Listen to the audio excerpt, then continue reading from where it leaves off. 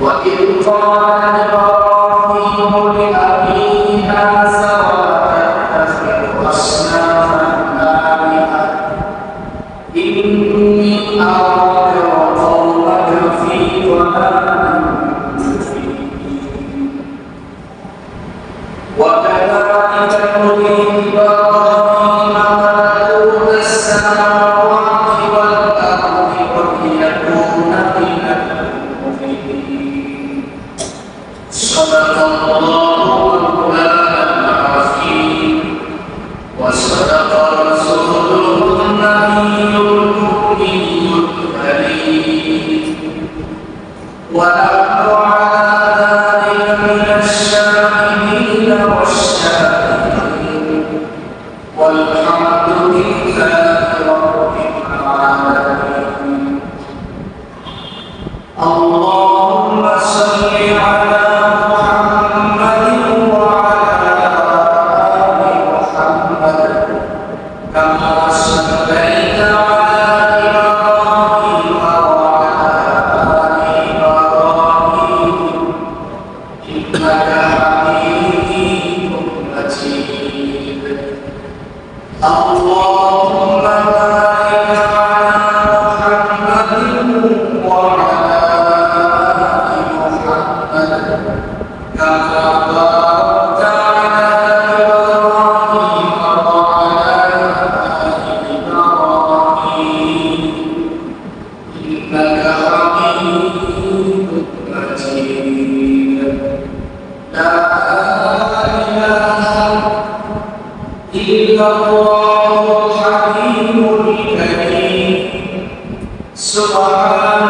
الله وبحمده سبحان الله العظيم سبحانك لا علم لنا إلا ما علمتنا إنك أنت العليم الحكيم نهاية الأمر الاحترام وفوزني بالشهداء فضل الرحمة على الأمر أطرق من أرجو تكون الإسلام المسلمين মহানবী করিমের দরবার অসংখ্য শুকর আদায় করছি বর্তমান দয়া করে মেহেরবানি করে আমাদের হায়াত থেকে বিবেক করে সুস্থ শরীরে পবিত্র জমাতে আল্লাহর রাস্তায় বসে আমাদের পবিত্র কোরআন হাদিসের কিছু কথা শোনার তৌফিক দিয়েছেন এর জন্য আমরা সকলে বলছি আলহামদুলিল্লাহ মুহতারাম ভাইরা আপনাদের সামনে পবিত্র কোরআন কারীম থেকে সূরা আল-আহকাম ৭৪ নম্বর আয়াত থেকে শুরু করে ধারাবাহিক কয়েকটা আয়াত তেলাওয়াত করেছি আল্লাহ রাব্বুল ইজ্জত ওয়াল জালাল তেলাওয়াত আয়াত এবং হাদিসের আলোকে আমাকে ইখলাসের সাথে কিছু কথা বলার এবং আপনাদের সকলকে আমল করার নিয়তে শোনার তৌফিক দান করুন সকলে বলি আমিন আমার ভাই আমরা জানি আমাদের সামনে খুব নিকটে আসছে কোরবানি আমরা রমজানের হজ সম্পর্কে কিছু কথা শুনেছিলাম হজ এই কাবা বর্তমানে আমরা যে অবস্থায় দেখতেছি এই কাবা এই ঘর নির্মাণ করেছিলেন সাইয়েদনা ইব্রাহিম আলাইহিস সালাম আমাদের মুসলিম জাতির পিতা হলো ইব্রাহিম আলাইহিস সালাম আমরা যেমন অনেকগুলি কাজ করি যে কাজের সুন্নাত ইব্রাহিম আলাইহিস সালাম কুরবানি এটাও সুন্নাত ইব্রাহিম আমি জীবনে তোমাদেরকে যে কুরবানির এই সিস্টেমটা দেওয়া হয়েছে এটা সাইয়েদনা ইব্রাহিম আলাইহিস সালাম থেকে শুরু করে এই সিস্টেমটা এখন পর্যন্ত আমাদের সামনে আছে তেমন পর্যন্ত আল্লাহ রাব্বুল আলামিন এই করে আমরা এখান থেকে এই কথাটা স্পষ্ট হলাম যে ইব্রাহিম আলাইহিস সালাম হলো আমাদের জাতি আমাদের আদি পিতা হলো আদম আলাইহিস সালাম আজকে আমরা বোঝার চেষ্টা করব ইব্রাহিম আলাইহিস সালাম এই জমিনের যে সময় এসেছিলেন সময়টা ছিল আজ থেকে প্রায় ৬৫০০ বছর আগে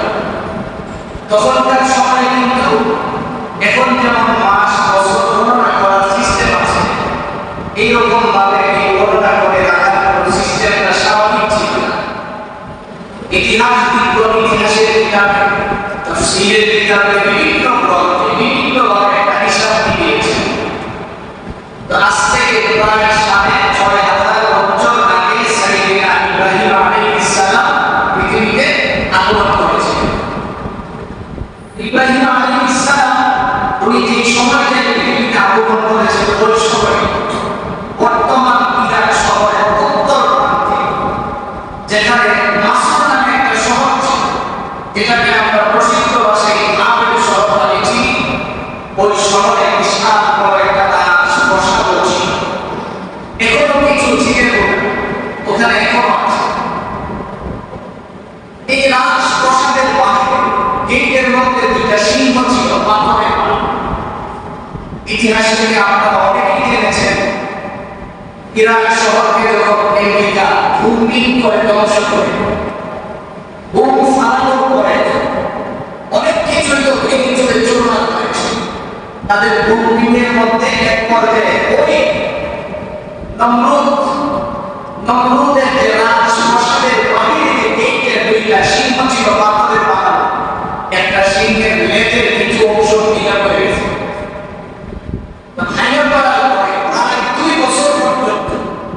আমেরিকার বিশাল বড় বড় যারা অনেক বড় বড় ইঞ্জিনিয়ার নিজেকে দাবি করে তারা এসে 2 বছর পাক্কা 2টা বছর সময় কথা করে মেহনত করে ভাঙা লেনদেন লাগাইতে পারছে। তাহলে আপনি চিন্তা করে দেখেন তদানীন্তন সময়ে যারা কাজগুলি করেছিল তারা কত কাজ বুঝতো আর কিভাবে করতো এই কাজগুলো। সেই বাংলাদেশ সময়ে বাদশা যিনি ছিল তার নাম নমরুদ। আমরা তাফসীরের কিতাবে এবং কোরআন শরীফের তারিখে আমাদের বোঝার বিষয় এখান থেকে যে আমাদের আদি পিতা আদম আলাইহিস সালাম আর আমাদের জাতির পিতা হলো সাইয়েদনা ইব্রাহিম সকলেই বলে দিলাম ইব্রাহিম আলাইহিস সালাম। তো ইব্রাহিম আলাইহিস সালাম আজ থেকে কত বছর আগে দুনিয়াতে ছিলেন? ৬,৫০০ বছর এসেছিলেন।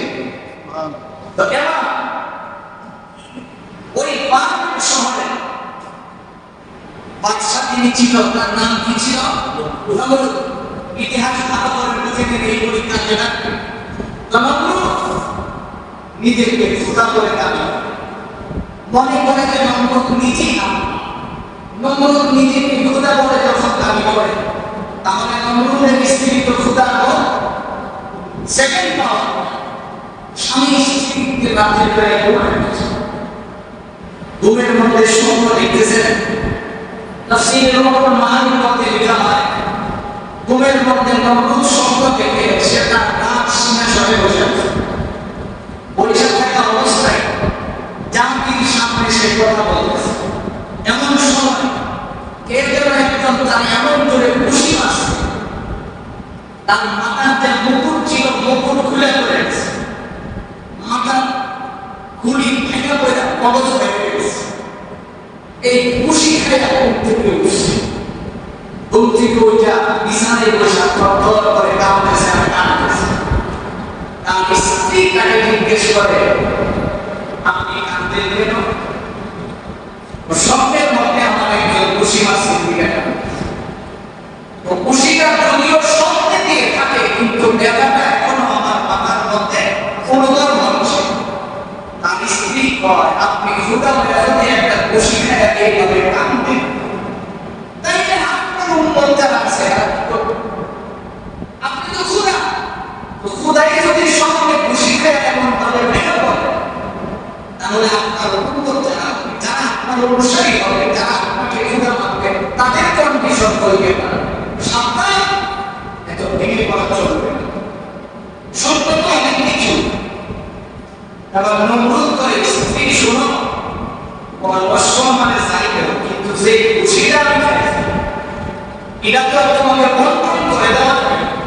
তবে আমি খাইছি আমি অনুভব করতেছি অবশ্যই মনে হয় এমন কেউ আমি বলছি আমার খুশিটা কাজে তুমি আমার যত শান্ত নাই তত কটুক আমি কিন্তু আমার মনে শান্তি পাচ্ছি।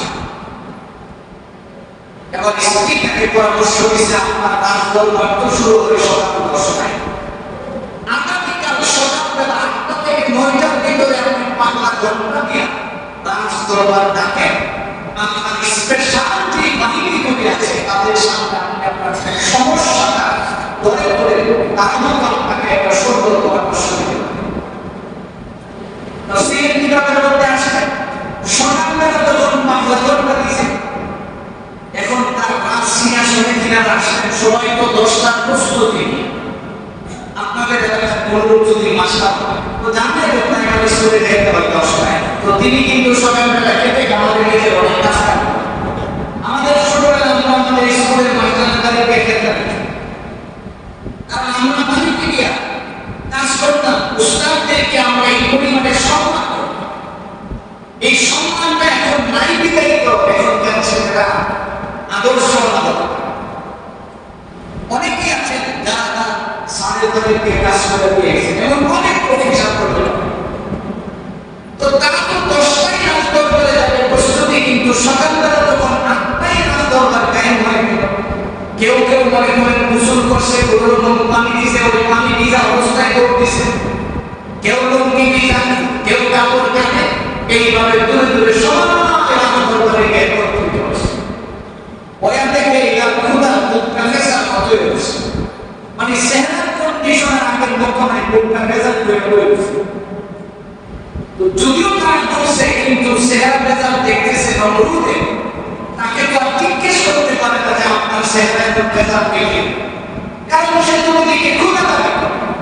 আর তারা দুইটাই অফিস শুরু করে সকলে হিন্দুদের পূজার মতো যায়, তার পায়ের মধ্যে সিজদা দিয়ে তারপরে যার যার আসরে বসে।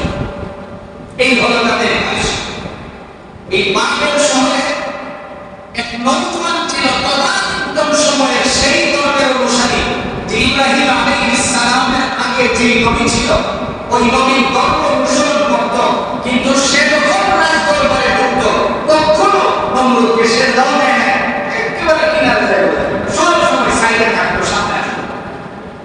হঠাৎ করে এবার নমরুদের নিরবতা আছে, যাত্রী লোকদেরকে বলতেছে, শোনো, আমি রাতের বেলা একটা স্বপ্ন দেখছি, স্বপ্নটা দেখার পরে আমার দেখানো হয়েছে কে যেন এক সুন্দর ফুটফুটে ছেলে এটা আমার এমন করে খুশি মারছে, আমার মাথার বকুল পড়ে গেছে, মাথার হাত ভেঙে গেছে, মগজ জমিনে পড়ে গেছে, সিংহাসন ভেঙে গেছে। তার কাজ দরবারে কিছু বলক ছিল। আপনারা আজ থেকে যাই প্রায় 4 থেকে 5 মাস আগে শুনেছেন আমাদের নবী দুনিয়াতে আসার আগে ইবলিস শয়তান আসমানের খবর কি করতে পারতেন, জমিনে নিয়ে আসতেন। আর কোরআন নাযিল হওয়ার পরে আল্লাহ তাআলা এটাকে বন্ধ করে দিয়েছেন, আসমানে আর শয়তান গুলি কি করতে পারে না, উঠতে পারে না। আল্লাহ তাদেরকে চিরতরে বন্ধ করে দিয়েছেন। এবার তার কোন ঠাকুরটা বৈশা বলতেছে, স্যার আমাদেরকে বুঝছেন সময় দেন, আমরা একটু আমাদের মন্ত্রতন্ত্র পাঠ করি, তারপরে আপনি স্বপ্ন কি দেখছেন এটা দেখেন। নমরুদ বলতেছে, ঠিক আছে, মন্ত্র পাঠ করো, তোমাদের যা করার করো।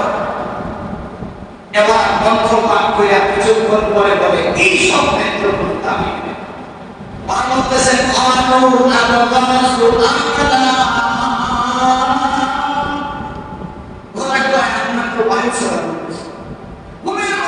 স্বপ্ন দেখছেন, মাথা গরম হয়ে গেছে, এই স্বপ্নের দিনাই কোনো অস্তিত্ব নাই, এইগুলো আমরা খুঁজেই পাই না। কিন্তু নমরুদ তো তার চেয়ারে বসে, সে দেখতেছে ওই যে দূরে একটা ছেলে বসে আছে, সে মাথা মাথায় মাথায় বলতেছে, না এটা স্বাভাবিক কিছু না, অস্বাভাবিক অনেক কিছু এখান থেকে হতে পারে। এটা আমার নমরুদের নজরে পড়ছে।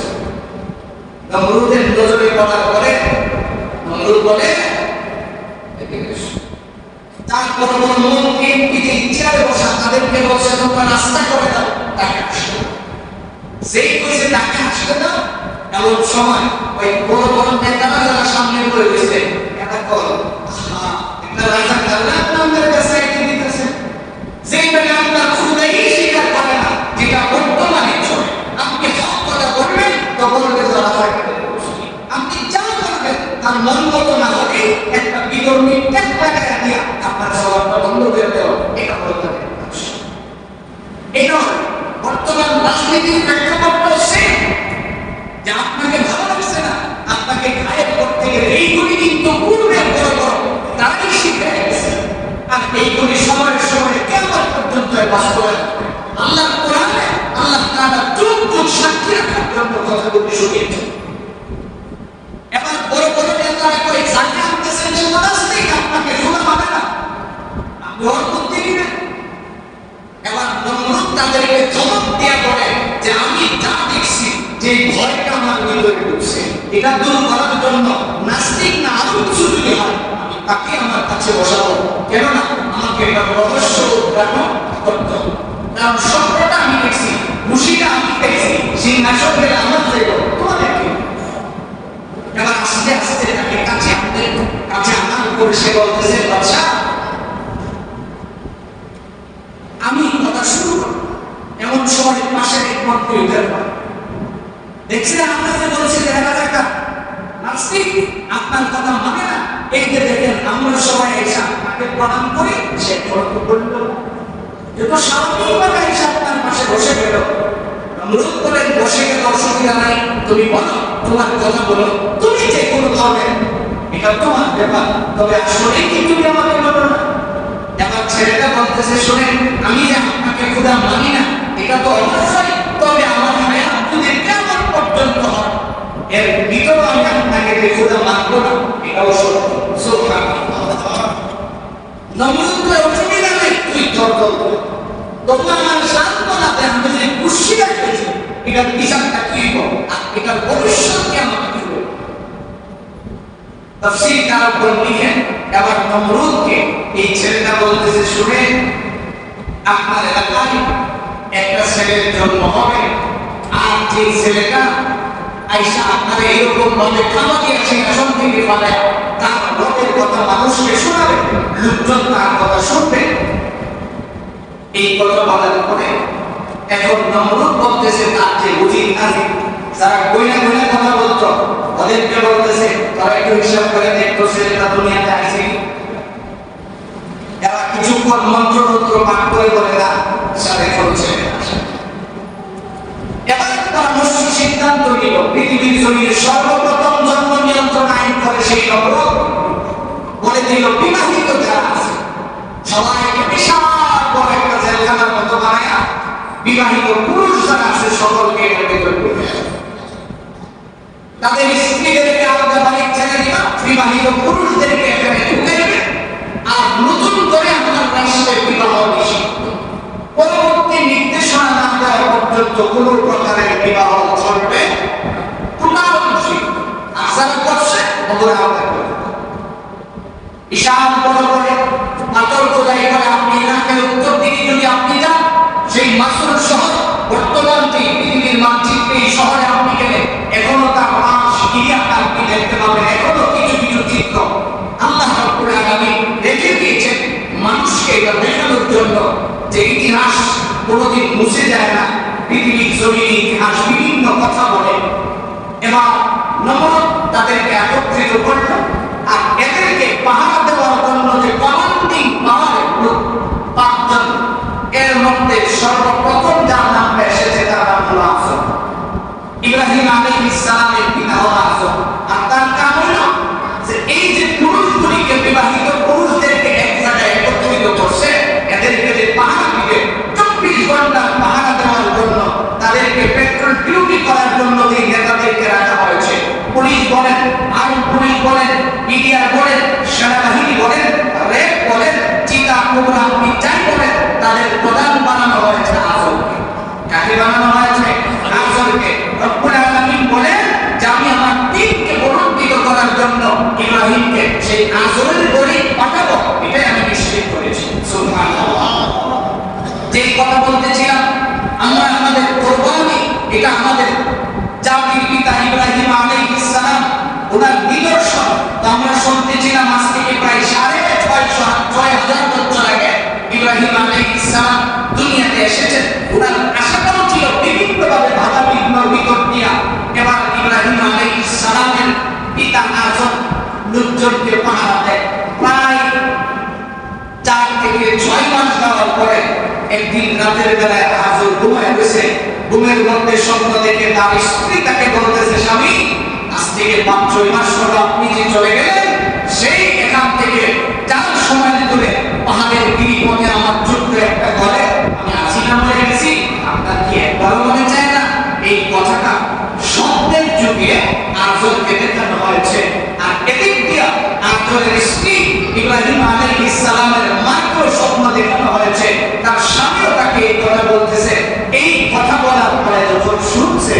শোনার পরে স্ত্রী তার বিছানা থেকে উঠে দরজার কাছে গিয়ে দাঁড়িয়েছে। সিরিয়াল কিতাবে আছে ইব্রাহিম আলাইহিস সালামের পিতা আদম স্বপ্ন দেখে লাফ দিয়ে উঠছে। ওঠার পরে এখন চিন্তা করতেছে একটু তো যাওয়া দরকার, দেখলাম যে স্বপ্নটা কি না কি হয়, তবে যাবো। পাহারাদার যাদেরকে আমি আজকে রাতে ডিউটির জন্য রাখছি এরা কোন অবস্থায় আছে একটু সিরিয়াল কিতাবে আসছে। কাছাকাছি আসার পরে দেখে এরা এমন ভাবে ঘুমে মানে এমন ভাবে ঘুমে কাতর হয়ে পড়ে আছে। মনে হচ্ছে এখানে যুদ্ধ বিধ্বস্ত কোন এরিয়া, যুদ্ধ করার পরে গুলি মেরে এইভাবে মানুষ মারা হয়, এইভাবে ঘুমায় ঘুমায় পড়ে রয়েছে। তার হাতে যে তরবারি ছিল তরবারি দিয়ে ধাক্কা দিছে, এরপরে হয় না।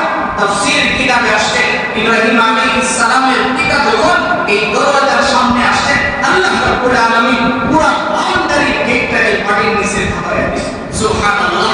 ওই আয়েশা দেখতেছেন একেবারে পরিষ্কার 10টা গেট ছিল, প্রত্যেকটা গেট এইভাবে মাটির নিচে নামানো, একবার দিছে হাজার মাইলের রাস্তা রব্বুল আলামিন মুহূর্তের ভিতরে তাকে পৌঁছে দিয়েছে। সুবহানাল্লাহ।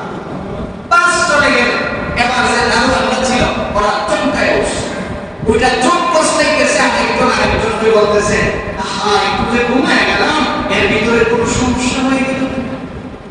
একজন আরেকজনকে কই জান বাঁচাইতে গেলে এই কথা বলা, তাই একটু সকালবেলা তোমার পাল্লা ফেলাই দিব যে তুমি ঘুমায় গেলা কেন, তোমার চাকরি তো ছিল সোনাটা। তারা আবার স্বাভাবিক পদ্ধতিতে চলে আসে। এবার ইব্রাহিম আলাইহিস সালামের পিতা আদম বাড়িতে আসলেন, দরজায় আঘাত করছেন, সাথে সাথে মা দরজা খুলে দিছে। দরজা খোলার পরে ঘরে ঢুকে বলেন বিবি তুমি দরজা খুলে বলে শুনে নাও, আমি রাতে এমন স্বপ্ন দেখছি, ভাবছি আপনি যদি দরজায় আমার সাথে পাশের বাড়ির লোকরা যদি ফেলে না, এই জন্য আমি আপনাকে প্রশ্ন সিরিয়াল কিতাবে লেখা হয় মুহূর্তের ভিতরে দুইজনের মিলনে আল্লাহ রাব্বুল আলামিন ইব্রাহিম আলাইহিস সালামকে মায়ের রহমে ঘুরে দিয়ে এবার বাবা আজও বাড়ি থেকে দৌড় দিয়ে বেরোচ্ছে, আবার আয়েশা দেখে তাকে আগের মতো ঘুরে বিরক্ত করছে। একেবারে এমন কম হয়েছে, মনে হয়েছে যে তাদের কাছে গেলে কিছু হবে না। কাছে গেলে দরজা এমন নিচে গেলে আবার উনি উঠলেন, এরকম 10টা গেলে আগের মতো দেখা উনি ওনার জায়গায় বসা। তো তাদের কাজ ছিল প্রত্যেক 21 দিন পরে পরে চন্দ্র মাসের হিসাব মিলাইত তারা বসে বসে। 21 দিন পরে আবার রাত সভা বসে। রাত সবাই যারা এইগুলি বনে বনে শোনাতো তাদেরকে দেখা বলতেছে কত দেখি এই সন্তানরা কি মায়ের পেটে রয়েছে, ওরা মন্ত্রযন্ত্র পাঠ করে করে গেছে। এইরকম করতে করতে প্রত্যেক 21 দিন পরে পরে তারা বসে, কিন্তু তাদের রাখারে এটা ধরে না। তাই 9.5 মাস হয়ে গেল। তাফসীর কিতাবে আসছে ইব্রাহিম আলাইহিস সালামের মায়ের চেহারার মধ্যেও সন্তান যে আছে, একটা সন্তান মায়ের গর্ভে গেলে মায়ের পূর্ণ পরিবর্তন চলে আসে, কিন্তু ইব্রাহিম আলাইহিস সালামের মা কোনো পরিবর্তন নেই। সুবহানাল্লাহ। জোরে বলেন সুবহানাল্লাহ। রব্বুল আলামিন কুদরত দেখিয়েছেন যে কোনো পরিবর্তন আসে না। মায়ের স্বাস্থ্যেরও না, চেহারারও না, তার পেটেরও না, তার চলন বলন কোনো কিছুর কোনো পরিবর্তন নাই। হঠাৎ করে রাতের বেলায় প্রসব দেয় সন্তান। মা চিন্তা করে আমি যদি সন্তান এই করে প্রসব, আমি যদি এখন প্রসব করি তাহলে আমার অবস্থা কি হবে। এই ভয়ে ভয়ে ওই বাড়ি থেকে বেরিয়ে গেছে। বাড়ি থেকে বের হয়, বাড়ি থেকে অনেক দূরে পাহাড়ের উপরে গুহার ভিতরে প্রবেশ করে। ওখানে সন্তান প্রসব করলেন। এবার সন্তানকে বুকে নিলেন, জড়িয়ে ধরলেন, চুমু খেলেন, দুধ পান করলেন। কিছু সময় সন্তান জড়িয়ে পড়ার সাথে সাথে চিৎকার, সমস্ত সন্তানের চিৎকার দেয়। কেন দেয় জানেন? সন্তান দুনিয়াতে আসার পরে শয়তান তার একটা রাখবে, দিনেই বাচ্চাটা চিৎকার, কারণ সন্তানের কামাই এখন থেকেই সন্তানের শুরু করে। এই জন্য বাচ্চারা যদি বেশি কান্নাকাটি করে, মা না একটা আমল শিখে তুমি শরীর করে তার কানে ফুল দিবে, দেখবেন কান্না বলবে। জাদু করণ লাগতো না, তুমি শরীর করে ফুল দিবে। কি করে ফুল দিবেন? দুরূদ শরীফ পড়তে যদি কষ্ট হয় তাহলে আযান দিবেন। কি দিবেন? আযান তো দিবেন না। যে জায়গায় আপনি দিবেন সদান যাইব দুরূদ পড়তে আপনার কান দুসর। আযান শুরু করে দিদারবেন কই? শিখানি। এগুলি দরকারি জিনিস। শিখানি আপনি একজন মুসলিম, এগুলি তো দরকারি বাচ্চা কখনো কান্না করবে না। এবার সন্তান প্রসব হয়েছে, মা ওখানে সন্তানকে রাখছে, এদিক দিয়ে সন্তানের মায়ের চেহারার দিকে তাকায় রয়েছে, তাকানোর ভিতরেই ফজরের সময়।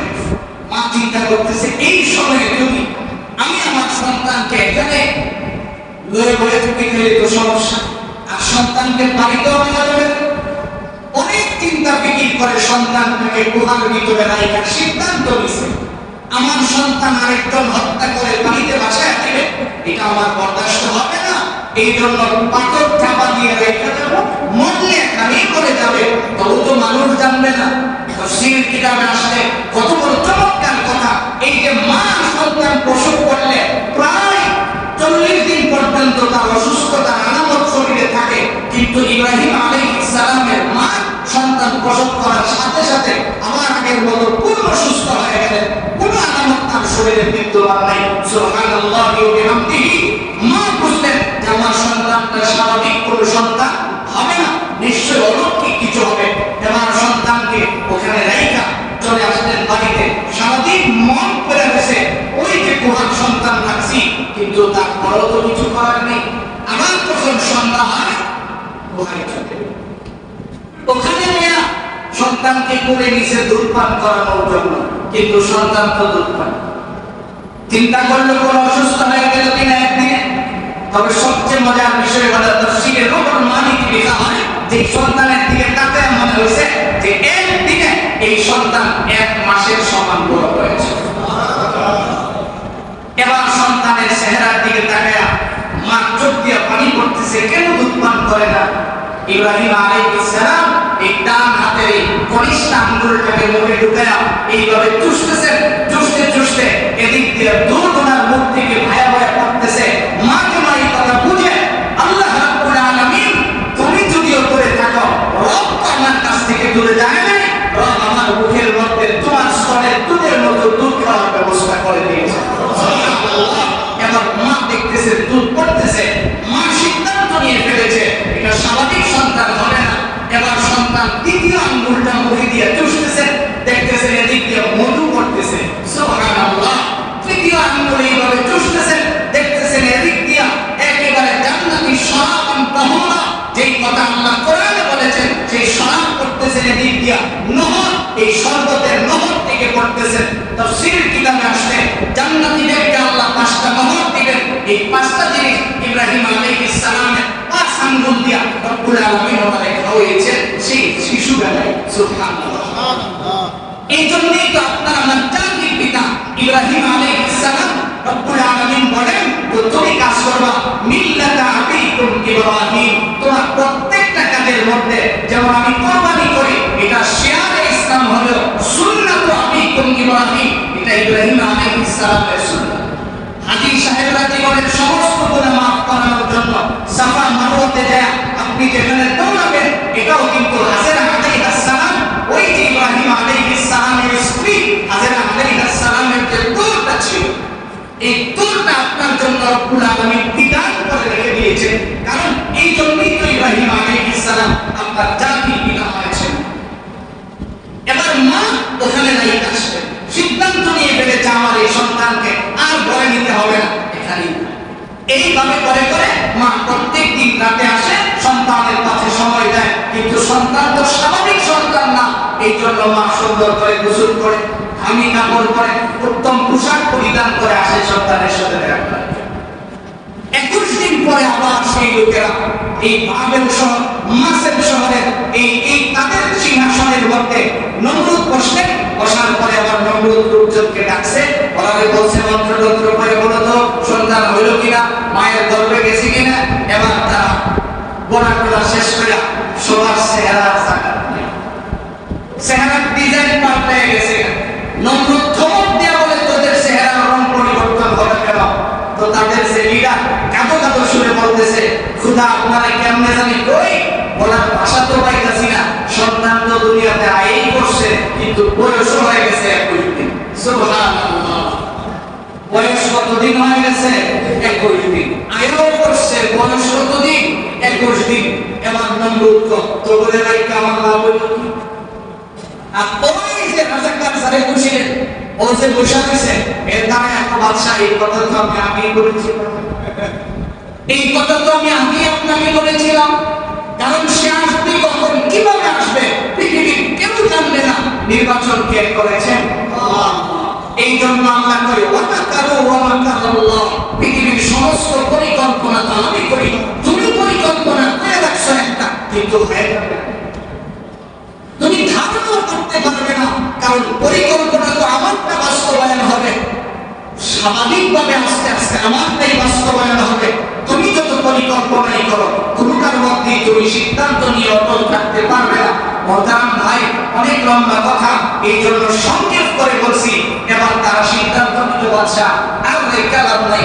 এই যে আপনি 1 বছর ধরে পেরেন্টে বন্দি হয়ে রাখছেন, এরা কালাম কি কাম তৈরি, কারণ সবাই ছাড়া দেন আর বলে দেন 21 মাস বয়সী যদি কোনো ছেলে সন্তান পাওয়া যায়, জল্লাদ পাঠায় দেন 21 মাস বয়সী কোনো সন্তান যদি পাওয়া যায় তার হত্যা করে ফেলা হবে, এই সিদ্ধান্ত দিয়ে আপনি পাঠায়। বাস এবার সবাই তার বাড়িতে গেল। কিন্তু ইব্রাহিম আলাইহিস সালামের বয়স যদিও 21 দিন, কিন্তু বড় হয়েছে কত দিনের? 21 মাসে। কত দিনে? প্রতিদিন 1 মাসের করে বড় হয়, 21 মাসের বড় সন্তান হয়ে গেল। এবার বাড়ি যাওয়ার সময় আজব রাস্তায় 3 জন মহিলা তার কাছে 3টা মুসিবত। আমাদের সমাজের যে কূটনৈতিক মহিলা আছে, মিথ্যা মানুষের কাছে বিভিন্ন কিছু প্রকাশ করে। যাওয়ার সময় কইছে একজনে, শুনছো তুমি তো যদিও বাদশার দরবারে বন্দী আসলা, আমরা কিন্তু ঠিকই দেখছি তোমার স্ত্রী সাইদা বুঝা রাতের বেলায় ওই পাহাড়ে দাঁড়াবে, তুমি বাড়িতে নাই কিন্তু সাইদা বুঝা যে পাহাড়ে দাঁড়াবে যায় কেন? আমরা ঠিকই বুঝি কিন্তু কিছু বলি, বাস বলে দিচ্ছি। আজব তো বাড়িতে আসছে, আইসা এখন স্ত্রীর সাথে সুন্দর করে কথা হয় না। সন্ধ্যা হয়েছে পরে তার চিন্তা হলো ঘুমাইতাম না, ঘুমের ভান ধরে ফেলে এই বেটাকে কোন থেকে জাগানো সম্ভব? ঘুমায় তাকে ডাক দিলে উঠবো, যেই বেটা ঘুমের ভান ধরে ফেলে দেয় এরা আপনি ডাকতেই যাবেন কিন্তু কারণ সে বসে না। এবার আজব শুয়ে শুয়ে চিন্তা করতেছে, যাও আমি ত্যাগ করেছি। এমন কোন কমাইছে নাক ডাকতেছে, ডাকে আমরা দেখেছে কিন্তু মায়ের বন্ধ ভাবনা মার চোখ দিয়ে পানি পড়তেছে। আজব হিসাব মিলাইতেছে, বুঝছি তো আজকে যাইতে হবে না, বিকেলে বিস্তার শুয়ে শুয়ে কাঁদতে। তাহলে কথা তো ঠিক আছে। এই চিন্তা করে আরেকটু ঘুম ভালো করে দেখায়, এবার নাক ডাকা শুরু করছে। মায়ের মনা থামাতে পারে নাই, মাও সুন্দর কাপড় পরিধান করে রওনা করছে সন্তান দেখতে যাবো। ও পিছন থেকে রওনা করছে আসতে। মা গুহার ভিতরে ঢুকছেন, 2টা সন্তানকে কোলে নিয়ে ফেলতেছে। এমন সময় গুহার সামনে যাওয়ার পরে তার প্রথম যেই নজরটা পড়ছে সন্তানের দিকে, এই নজর পড়ার সঙ্গে সঙ্গে রব্বুল আলামিন আজরের দিলটা পরিবর্তন করে দিয়েছে। সুবহানাল্লাহ।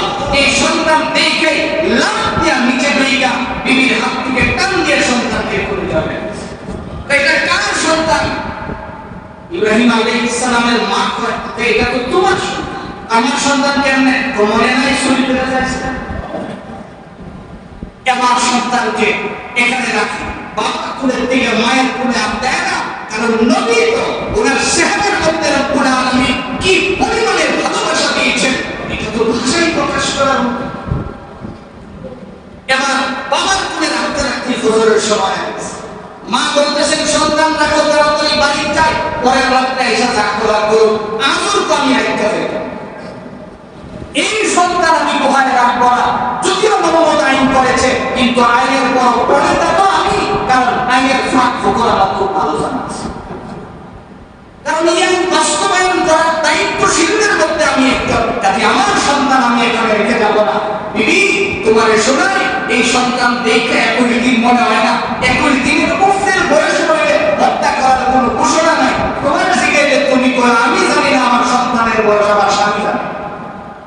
এই তখন খালি তুমি বলবা বাড়ি নিয়ে আইসে, নমরুদের বাহিনী আইসে, আসার পরে দেখেছে দরজায় সুন্দর করে বাচ্চা খেলতেছে। একজন বড় সারে ডাকতেছে, বাচ্চা তো পাইছে, একবার সাক্ষী রেখে এবার মুসিবন চাই। এটা রাষ্ট্রীয় ঘোষণা হয়েছে 21 দিন বয়সে, যদি পুরা কাছে কি আমার ডাকতিস বড় হয়ে গেলে অস্তিত্ব ঠিক থাকবো। রব্বুল আলামিন বলেন সিদ্ধান্ত আমি নিচ্ছি, তুমি তো এখানে কোনো কিছু করার নেই। তারা ভাই সময় তো 2 থেকে 3 মিনিট বেশি গেছে। এখন কথা হলো যেটা আমি বলতেছিলাম যে ইব্রাহিম আলাইহিস সালাম আমাদের কি জাতির পিতা, আমাদের জাতির পিতা আল্লাহ কেন বানিয়েছেন? আমরা যদি এই কথাটা ভালো করে শুনি, বাবার ফজিলত তখনই সন্তানের বুঝে আসে আপনি যদি বাবা কি জিনিস বুঝেন। এই জন্য আল্লাহ বলেছেন তুমি তোমার সন্তানকে কোরআন শিখাইলে কোরআন তোমার সন্তানকে বাবা কি জিনিস এটা বুঝাবে। আজকে আমরা বোঝার চেষ্টা করছি আমাদের জাতির পিতা যে দুনিয়াতে আসছে আর আছে নাই, অনেক বাধা বিপত্তির ভিতর দিয়ে আসছে। আল্লাহ রাব্বুল আলামিন বলেন পরিকল্পনা তো আমি করি, কাজে পরিকল্পনা আমি করি। কে করেন? আল্লাহ করেন। এবার আসুন আমার তিলাওয়াত আয়াতের দিকে যাই। আল্লাহ রাব্বুল আলামিন বলেন وَإِذْ قَالَ إِبْرَاهِيمُ لِأَبِيهِ آزَرَ أَتَتَّخِذُ أَصْنَامًا آلِهَةً إِنِّي أَرَاكَ وَقَوْمَكَ فِي ضَلَالٍ مُبِينٍ। মুফাসসিরিন ইকরাম বলেন ইব্রাহিম আলাইহিস সালাম মোটামুটি বয়স হওয়ার পরে তার পিতাকে ডাইকা বলতেছে, আয় পিতা শোনো, তুমি যাকে খোদা বলে স্বীকার করো, তুমি যার ধর্ম মানো আর যার পিছনে দৌড়াদৌড়ি করো, যার কথা শোনো, আমার তো মনে হচ্ছে যে তোমার খোদাও প্রান্ত, তুমিও প্রান্ত পথে আছো। কারণ তোমার এটা কোনোদিন আল্লাহ হতে পারে না। কারণ রব হওয়ার যে বৈশিষ্ট্য দরকারের কোনোটাই নমরুদের ভিতরে আছে, কোনোটাই তো নাই।